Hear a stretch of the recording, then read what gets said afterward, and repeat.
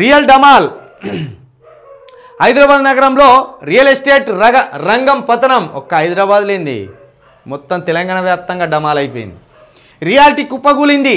హైడ్రాకు thanks Akbaruddin. Hydraa పుణ్యంతో real కుదేలు. వివేకానంద.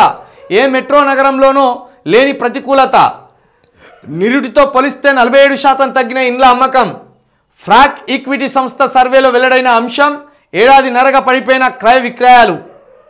అంతర్జాతీయ మౌలిక సదుపాయాలతో దేశంలోనే ఇతర అన్ని మెట్రో నగరాల కంటే హైదరాబాద్ మహానగరంలో రియల్ ఎస్టేట్ రంగం జెట్ స్పీడ్తో ఎదుగుతున్నది.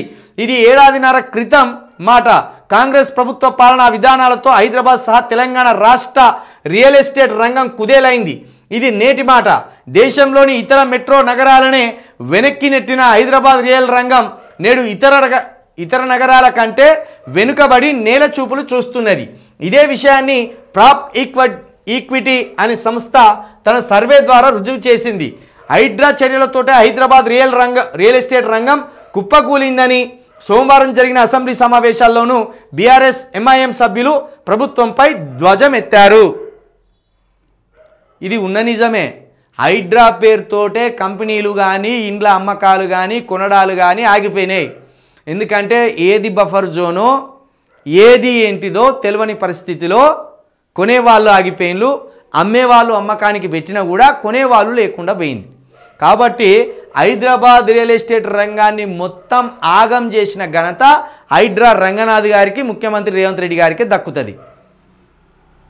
హైకోర్టు జడ్జి గారు పిలిచి చివాట్లు పెట్టినా, మీకోసం జైలు రూమ్లు సిద్ధంగా ఉన్నాయని హెచ్చరించినా కూడా వాళ్ళు ఏమాత్రం వాళ్ళ మార్పు రాలే, వాళ్ళు ఏమాత్రం మారలేదు. కాబట్టే ఇప్పుడు 47% రెవెన్యూ తగ్గిందట హైదరాబాద్కి. 47% రెవెన్యూ తగ్గిందట. కొనేటోళ్ళు లేరు, అమ్మేటోళ్ళు ఉన్నా కూడా కొనేటోళ్ళు లేరు.